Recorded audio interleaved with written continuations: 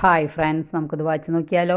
മനുഷ്യ ജീവിതത്തിൽ നിരാശ കടന്നു വരുന്നത് ദൈവത്തിൽ ആശ്രയിക്കുവാൻ സാധിക്കാതെ വരുമ്പോഴാണ്.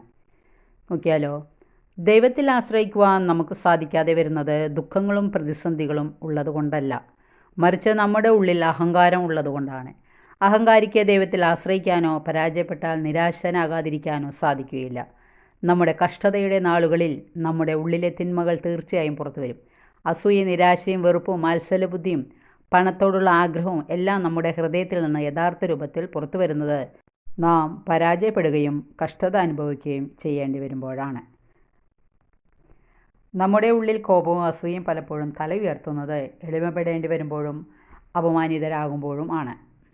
പരാജയപ്പെടുമ്പോഴും എളിമപ്പെടേണ്ടി വരുമ്പോഴും നഷ്ടങ്ങൾ സഹിക്കേണ്ടി വരുമ്പോഴും കുറ്റപ്പെടുത്തുമ്പോഴും നമ്മുടെ ഉള്ളിൽ തലയുയർത്തുന്ന സാത്താൻ്റെ സ്വഭാവങ്ങളെ നാം തിരിച്ചറിയുകയും ഫലപ്രദമായി അവയെ അതിജീവിക്കുകയും ചെയ്യണം.